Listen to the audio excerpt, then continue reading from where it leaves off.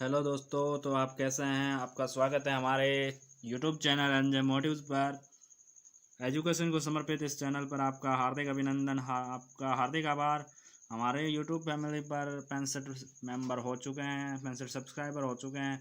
इसी प्रकार आपका प्यार बना रहा तो हम आपके लिए ऐसा ही यूज़फुल कंटेंट लगातार लाते रहेंगे। जुड़े रहिए हमारे साथ एग्ज़ाम क्रैक करने के लिए एनजे मोटिव चैनल पर। आज मैं लेकर आ चुका हूँ बीएसटीसी फर्स्ट ईयर के फर्स्ट पेपर 2 सितंबर को होगा, जो उसकी यूनिट 4 का शारीरिक विकास से संबंधित ऑल टोटल चुनिंदा निचोड़, जो आपके लिए बहुत ही फायदेमंद होगा। आपको अग्रिम शुभकामनाएं बीएसटीसी एग्ज़ाम के लिए 2 सितंबर के दिन के लिए। आपके लिए वो दिन अच्छा हो, आपका एग्ज़ाम अच्छा हो, इसके लिए तो चलिए चलते हैं शारीरिक विकास यूनिट की तरफ, जिसका फर्स्ट टॉपिक है वृद्धि। वृद्धि से आप क्या समझते हो दोस्तों। वृद्धि से आशय है बच्चे के शारीरिक शरीर में परिमाणात्मक परिवर्तन, यथा लंबाई में परिवर्तन, भार में परिवर्तन और शरीर के अंगों के आकार एवं संरचना में वृद्धि। दोस्तों, वृद्धि से आशय है परिमाणात्मक परिवर्तन से यथार्थ लंबाई, भार एवं शरीर के अंगों के आकार एवं संरचना में परिवर्तन ही वृद्धि है।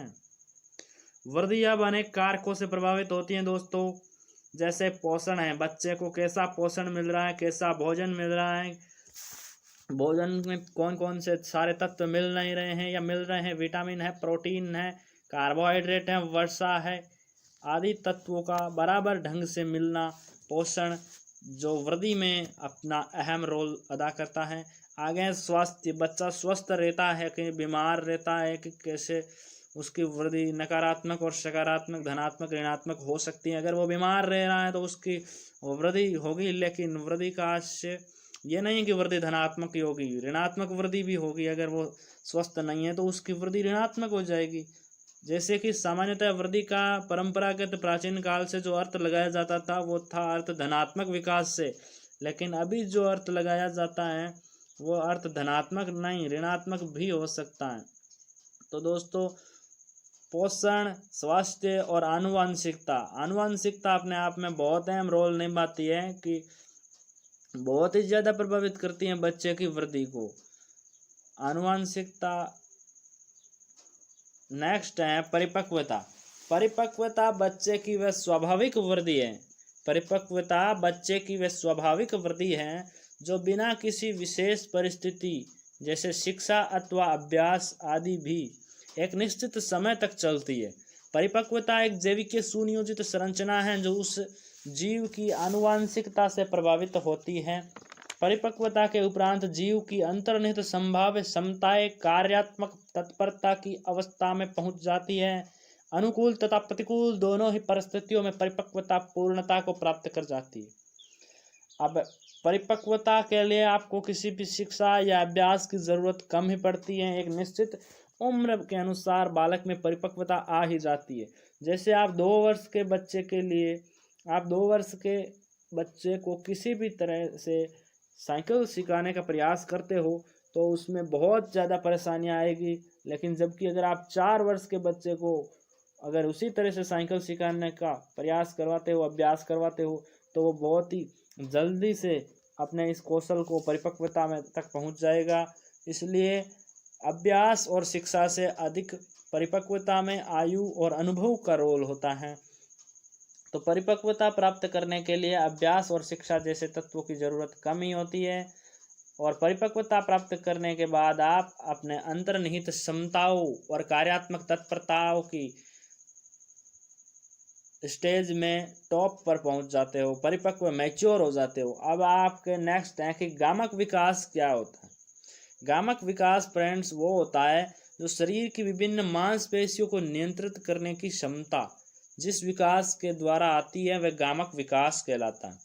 शरीर की सभी मांसपेशियों को कंट्रोल करने की क्षमता जिस विकास के द्वारा आती है उस विकास को साइकोलॉजी की भाषा में गामक विकास कहते हैं। जैसे किसी चीज़ को फेंकना है, पकड़ना है, लिखना है, उपकरणों का प्रयोग करना है, इसमें हम अपनी मांसपेशियों को नियंत्रित करने की क्षमता। अगर हमारी मांसपेशियां नियंत्रित नहीं होगी तो हम किसी चीज़ को पकड़ ही नहीं पाएंगे, फेंकेंगे नहीं पाएंगे।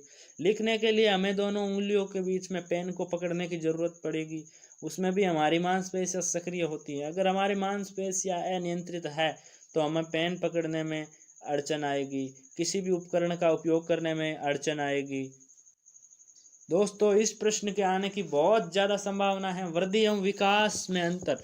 सामान्यतः वृद्धि एवं विकास को एक ही रूप में समझा जाता है, लेकिन साइकोलॉजिकल इसमें डिफरेंस, बहुत गहरा डिफरेंस है, बहुत ही गहरा अंतर है, जो कि आप समझने का प्रयास कीजिएगा मेरे साथ जुड़े रहकर। वृद्धि क्या है दोस्तों?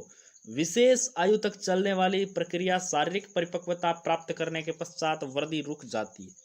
वृद्धि विशेष आयु तक ही चलने वाली प्रक्रिया है जो शारीरिक परिपक्वता प्राप्त करने के पश्चात रुक जाती है, जबकि विकास जन्म से मृत्यु तक चलने वाली प्रक्रिया है। विकास रुकने वाली प्रक्रिया नहीं है। सेकंड अंतर है, प्राय व्यक्ति के कद, भार और शरीर आदि में आए परिवर्तनों के लिए वृद्धि शब्द का प्रयोग किया जाता है, अतः परिमाणात्मक परिवर्तन की अभिव्यक्ति वृद्धि में होती है, और जब गुणात्मक तथा परिमाणात्मक पक्षों की अभिव्यक्ति विकास में होती है। वृद्धि विकास का ही एक चरण है। वृद्धि विकास का ही एक चरण है, जबकि विकास में वृद्धि भी सम्मिलित है। फोर्थ, परिवर्तनों को देखा तथा मापा जा सकता है, जबकि विकास में परिवर्तनों को अनुभव किया जा सकता है, मापा नहीं जा सकता। केवल शारीरिक परिवर्तन को ही प्रकट करती है वृद्धि।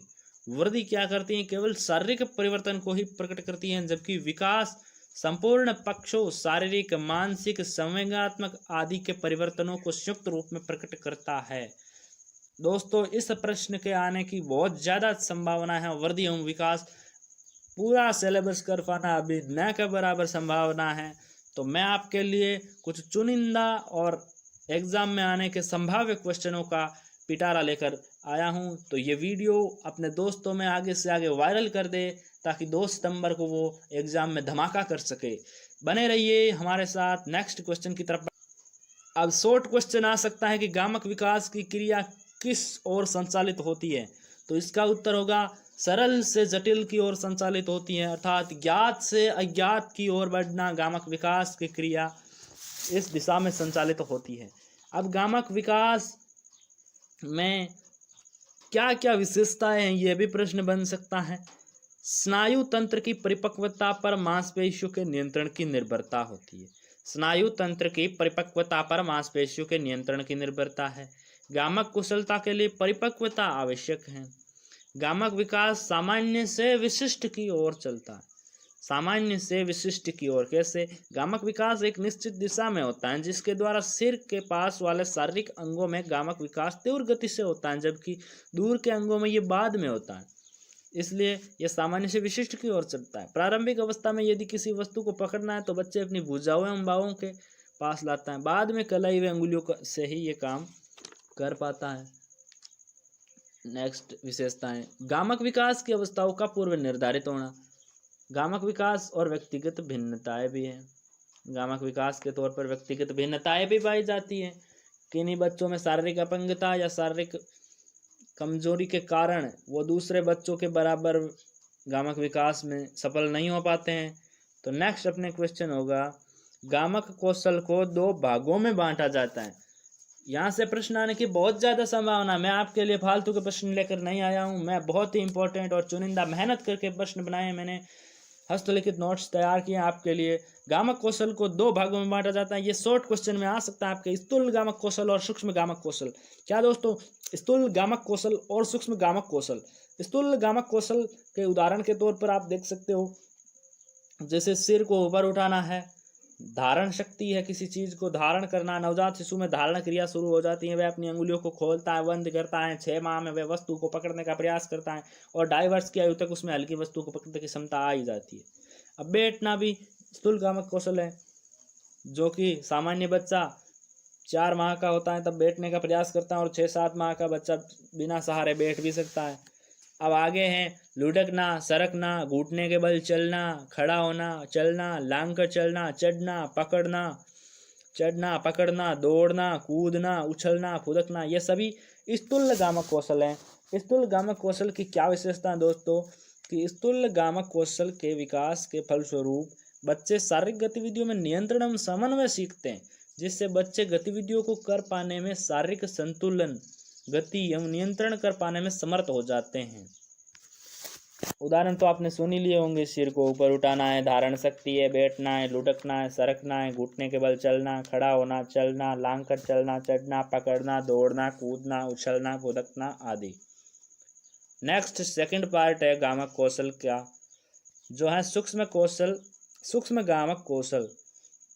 अब सूक्ष्म गामक कौशल का क्या नियम है कि सूक्ष्म गामक कौशल का विकास लगभग 4-5 वर्ष की अवस्था में या इसके बाद होता है। 4-5 वर्ष की अवस्था से या 4-5 की अवस्था से बाद सूक्ष्म गामक कौशलों का विकास होता है। सूक्ष्म गामक कौशल में यह होता है कि बच्चे के सीखने के विभिन्न प्रयासों में वस्तु को उठाने हैं, पकड़ने और जांच परख करने की प्रक्रियाओं के साथ साथ खाना पीना, वस्त्र पहनना, लिखना, फेंकना, खिलौनों का प्रयोग करने की क्रिया भी सम्मिलित है। जैसे जैसे बच्चों के हाथ और उंगलियों की क्रियाएं समन्वित और नियंत्रित होने में मैच्योरिटी आ जाती है, वे वस्तुओं को संभालने और जोड़ तोड़ मरोड़ करने में निपुण हो जाता है। 18 से 36 माह की अवधि के दौरान बच्चे अपने हाथों का प्रयोग अधिक कुशलता से कर पाते हैं। वे अब छोटी छोटी वस्तु को बेहतर ढंग से उठा पाते हैं, पकड़ सकते हैं, फेंक सकते हैं। जब वे कई ऐसे कार्य कर लेते हैं जो कि पहले उनके लिए कठिन होते थे। इसमें यह होता है कि बच्चे अपने आप खाना खा सकते हैं, अपने आप नहा सकते हैं, लिख सकते हैं, चित्रकला बना सकते हैं, पेंटिंग बना सकते हैं, छापना है, फेंकना, पकड़ना, खाना पीना, लिखना, चित्रकला, पेंटिंग, छापना आदि। यह सूक्ष्म गामक कौशल है। इसका विकास 4-5 वर्ष की अवस्था के बाद होना शुरू होता है। अगला प्रश्न है कि शारीरिक विकास के आधार क्या क्या है। तो शारीरिक विकास के आधार हैं शारीरिक तंत्र, शारीरिक स्थिति और शारीरिक आकार एवं शरीर की बनावट और शारीरिक गठन। तो शारीरिक तंत्र में देखते हैं कंकाल तंत्र, कपाल से लेकर पैरों की उंगलियों तक अस्थियों के समुचित और आनुपातिक विकास से संतुलित शारीरिक विकास होता है। प्रारंभिक वर्षों में अस्थियों में वृद्धि और विकास तेज होता है और अस्थियों में दृढ़ता आती है। जबकि इसका शारीरिक तंत्र में भी सेकंड तंत्र है स्नायु तंत्र। स्नायु तंत्र के विकास के साथ बच्चे की बौद्धिक क्षमता में वृद्धि होती है, जो उसके व्यवहार में नवीनता लाती है। मांसपेशियों की संवृद्धि गामक क्षमता में वृद्धि करती है, जिसका सीधा संबंध बच्चे की खेल कूद की गतिविधि से होता है। अंतःस्रावी ग्रंथि, इनका विकास बच्चे के व्यवहार में परिवर्तन लाता है तथा किशोरावस्था में विपरीत लिंगी के प्रति। अंतःस्रावी ग्रंथियों का क्या प्रभाव होता है दोस्तों?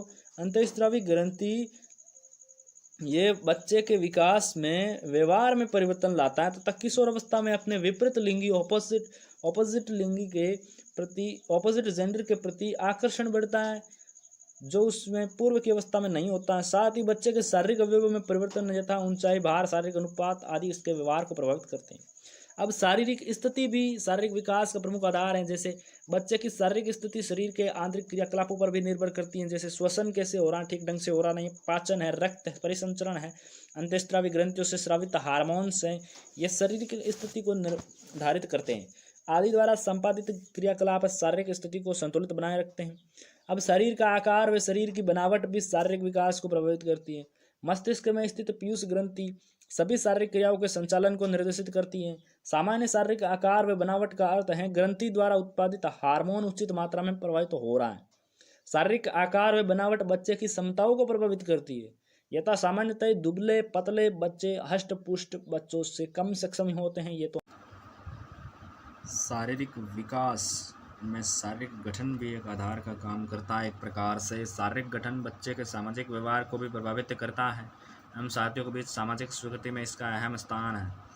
अपने शारीरिक गठन के आधार पर बच्चे को एक पहचान भी मिलती है। विद्यालय में भी उनके विषय शारीरिक गठन के कारण उन्हें कई चुनौतियों का सामना करना पड़ता है। इस प्रकार शारीरिक गठन के प्रति संवेदनशीलता व सम्मान को विकसित करना चाहिए। विद्यार्थी शिक्षकों की ये भूमिका होनी चाहिए। अब है नेक्स्ट टॉपिक अपने कि शारीरिक विकास को प्रभावित करने वाले कारक कौन कौन से हो सकते हैं। तो शारीरिक विकास को प्रभावित करने वाला प्रमुख कारण है पोषण। अब देखो पोषण में क्या क्या होता है कि अपने को कार्बोहाइड्रेट है, प्रोटीन है, वसा है, विटामिन है, खनिज तत्व है, ये सभी प्रयुक्त रूप में भोजन में मिलने चाहिए। साथ ही हमें यह भी समझना होगा कि भोजन में अपेक्षित पोषक तत्वों की कमी एवं अधिकता दोनों ही हानिकारक हैं। उन्हें संतुलित नहीं कहा जा सकता। इन दोनों ही स्थितियों में बालक के शारीरिक विकास मंद पड़ सकता है। कुपोषण का शिकार हो सकते हैं पोषण की कमी के चलते। शारीरिक विकास में अब पोषण की भूमिका इस प्रकार है कि पोषण पर्याप्त मात्रा में नहीं मिल पाता है तो बालक कुपोषण का शिकार हो जाता है।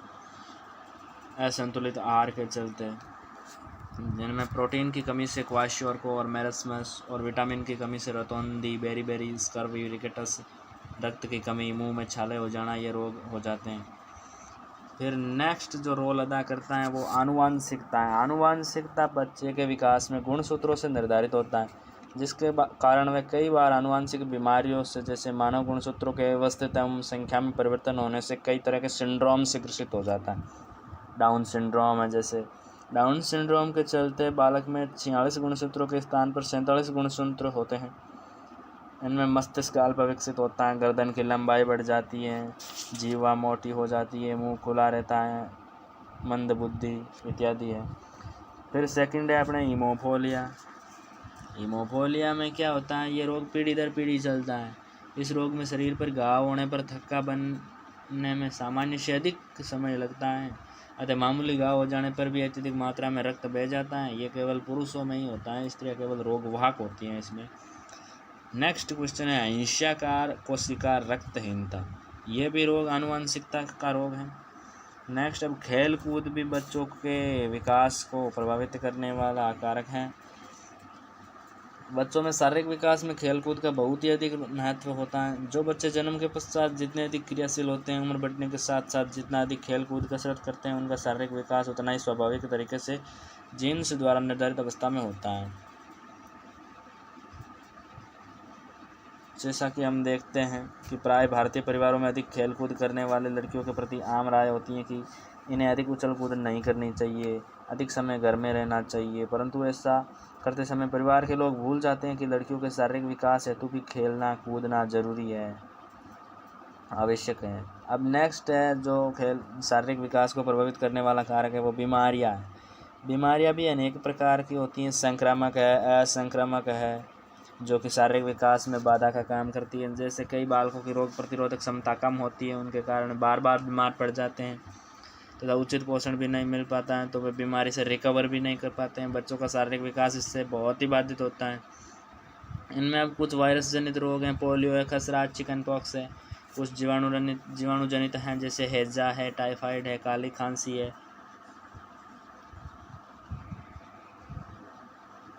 खांसी है, डिप्थीरिया है, टिटनस है, डेंगू है, स्वाइन फ्लू है आदि। ये बीमारियां बच्चों के शारीरिक विकास में बाधा बनती है। अब नेक्स्ट है कि अभिभावक एवं शिक्षक की क्या भूमिका है बच्चे के शारीरिक विकास में। तो इसमें आपके सामने ये पेज प्रस्तुत किया है। समाज के परिवर्तन स्वरूप। आप अभी क्या हो, आप BSTC कर रहे हो, आपको छात्राध्यापक हो, आप एक तरह से आपको ये आपको बताया गया होगा, छात्रा अध्यापक नाम से आपको संबोधित किया जाता है। तो छात्राध्यापक होने के नाते आपको ये पता होना चाहिए कि आप भावी शिक्षक हो, और भावी शिक्षक होने के नाते आपको ये भी पता होना चाहिए कि बालकों के शारीरिक विकास में आपकी क्या भूमिका है और अध्यापकों की क्या भूमिका, अभिभावकों की भी क्या भूमिका है। तो समाज में परिवर्तनशील स्वरूप में कई ऐसी स्थितियाँ बनती जा रही है। ऐसे आप में BSTC के एग्ज़ाम में आपसे ये प्रश्न पूछ सकते हैं कि आप एक अध्यापक के तौर पर बालक के सामाजिक विकास में क्या क्या सहयोग कर सकते हो। बालक को ये बीमारी है, बालक को ये मंदता है, तो आप इसके लिए क्या करोगे। तो इसमें हम बढ़ते हैं, जिसका बच्चों के शारीरिक विकास पर गहरा प्रभाव पड़ जाता है। माता पिता के पास बच्चों के लिए समय नहीं है। आधुनिक काल में बच्चे ने अपनी दुनिया घर के 4 दीवार के भीतर कंप्यूटर है, मोबाइल है, TV के आसपास केंद्रित कर ली है। बड़ों का ध्यान न होने के कारण बच्चे न ठीक से पोषण लेते हैं और न खेल कूद और व्यायाम पर ध्यान देते हैं। कई प्रभाव तो इतने घातक होते हैं कि जो बच्चों के जीवन की दिशा ही बदल देते हैं। अतः अभिभावकों का दायित्व यह है कि बच्चों के घर पर की जाने वाली क्रियाओं का उचित नियोजन कर उन्हें उचित पोषण दे। खेलने, खाने व अध्ययन का समय निर्धारण करें, तो बच्चों का शारीरिक विकास, शारीरिक स्वास्थ्य अच्छा होगा। बच्चों के संतुलित पोषण के प्रति अभिभावकों को जागरूक रहना चाहिए। जब बच्चा विद्यालय जाने लगता है तब समय समय पर अभिभावकों को शिक्षकों से संपर्क करते रहना चाहिए और विद्यालय गतिविधियों में अपने बच्चों की भागीदारी एवं उनके स्वास्थ्य स्तर के विषय में चर्चा करनी चाहिए। अब शिक्षक का दायित्व क्या है, तो आप भावी शिक्षक के तौर पर इसे अपने जीवन में अपनाएं। शिक्षक का भी दायित्व है कि बच्चों को खेल कूद एवं व्यायाम एक्सरसाइज के पर्याप्त अवसर प्रदान करें, उनके शारीरिक स्वास्थ्य की अनदेखी ना करें। यदि बच्चे समय पर विद्यालय गतिविधियों में सक्रियता एवं उत्साहपूर्वक भाग नहीं लेते हैं तो ऐसी परिस्थिति में उनके अभिभावकों के साथ परामर्श कर उनके स्वास्थ्य को बेहतर करने के लिए विशेष उपायों को सुझाएं। बच्चों के उचित शारीरिक विकास हेतु शिक्षक बच्चों की आवश्यकता व आयु अनुसार खेलों का आयोजन करा सकते हैं। आज के समय में कई ऐसे खेल बाजारीकरण के कारण आ गए हैं जो बच्चों में हिंसक प्रवृत्ति तथा आलस्य को बढ़ावा दे रहे हैं। उदाहरण के तौर पर वीडियो गेम के काल्पनिक व आक्रामक खेल जहां बच्चों को वास्तविक खेल से दूर कर रहे हैं, वहीं दूसरी ओर वे बच्चों के परिवेश को भी लिमिटेड कर रहे हैं। एक शिक्षक को इन मुद्दों के प्रति सजग होना चाहिए तथा अपने विद्यार्थियों को भी इसके प्रति जागरूक बनाना चाहिए। शिक्षक अभिभावकों को भी इसके प्रति संवेदनशील बनाए, ऐसी अपेक्षा की जाती है। माता पिता के जागरूक होने से बच्चों का शारीरिक विकास तेजी से होता है। स्वस्थ समाज में ही स्वस्थ भावी पीढ़ी का निर्माण होता है। इस निर्माण के लिए पालक एवं शिक्षक महत्वपूर्ण हैं। सही समय पर उचित मार्गदर्शन से बच्चे समाज में एवं सम्मानजनक स्थान बनाता है। अतः हम कह सकते हैं कि बच्चे के विकास में शिक्षक एवं अभिभावक की अहम भूमिका होती है। तो दोस्तों बताइएगा कमेंट बॉक्स में कि आपको ये वीडियो कैसा लगा। मैंने अपनी पूर्ण शिद्दत और मेहनत से आपके लिए ये कंटेंट तैयार किया है। अगर आपको अच्छा लगे तो वीडियो को लाइक करें और इसी प्रकार के BSTC से रिलेटेड वीडियो पाते रहने के लिए हमारे चैनल को सब्सक्राइब करें। मैं आपको भावी अध्यापक बनने के लिए तथा नेक्स्ट एग्ज़ाम के लिए एडवांस में हार्दिक शुभकामनाएं देता हूं। वीडियो देखने के लिए धन्यवाद।